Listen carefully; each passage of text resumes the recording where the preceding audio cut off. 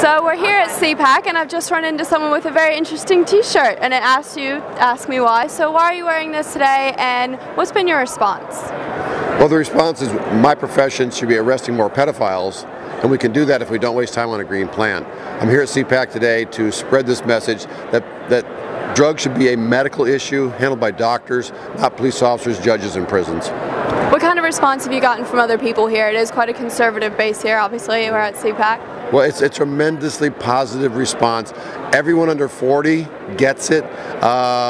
Taking my picture like that gentleman just a minute ago, and overwhelmingly positive. And even for people over 40, a vast majority are now on my side as they understand that drug prohibition, the war on drugs, is a nanny state liberal policy where they want the government agents, like I used to be, a retired detective, they want government agents to fix stupid.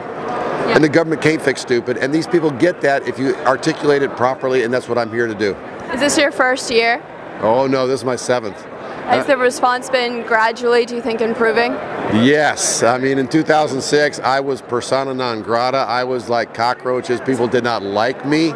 And then Ron Paul came in a couple of years later and just made everyone here realize that you don't want big government agents coming into your home because you're putting something in your body. So Ron Paul has helped them understand personal freedom, limited government action.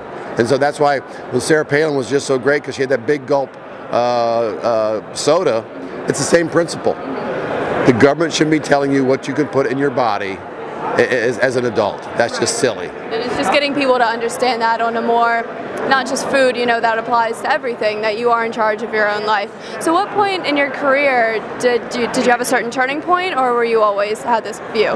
Well, I pretty much always had the view, but when I really became radical was when I became a detective and saw so many crime victims caused by drug prohibition. And when a man, I asked him about his stolen pocket watch that had belonged to his grandfather, I asked him more about it so maybe I could find it at the pawn shop, and he said, "You'll never find it." And then he said, "Well, what was it worth?" He says, "It was priceless." And he slammed his fist on into the wall. His wife started to cry, and at that moment I said, "Why don't we let these crackheads have all the crack they want until they're dead? Let them leave in peace, the homeowners, as opposed to breaking into those houses." And that was my moment when I said, you know what, you should make this a medical issue, and if you take too much crack cocaine or whatever else and you die, that's your problem. Don't bother good people by breaking into their home. That was my epiphany back 1980, whatever. What kind of response did you get from other law enforcement when you had this? Obviously, it's kind of a money-making scheme, I think, on a small level when it comes to just marijuana possession. So what response did you get from your superiors?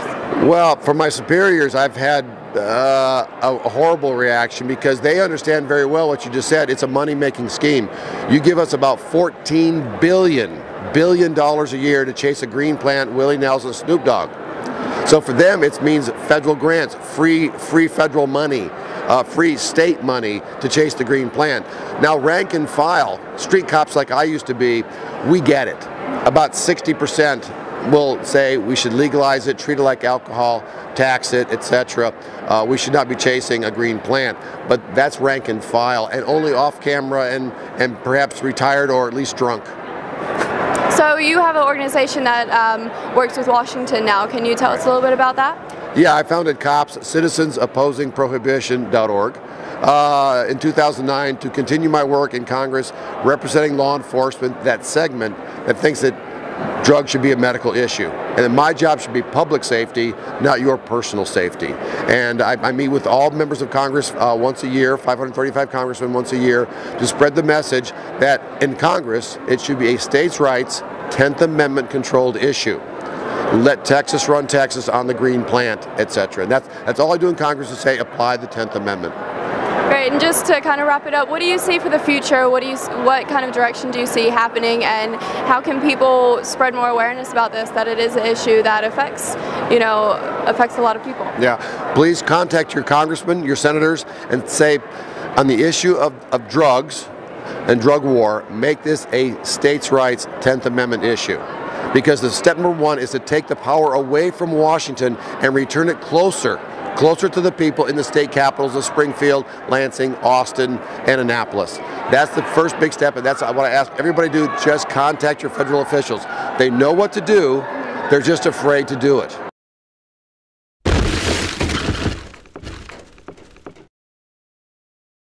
Oh yeah, sorry. The Hague here, the Dutch government, has actually implemented a new law this year that would make it illegal for tourists to smoke marijuana in coffee shops. This is supposed to be implemented by the end. People use power in an abusive manner against the poor and against the innocent. It is beyond heinous, and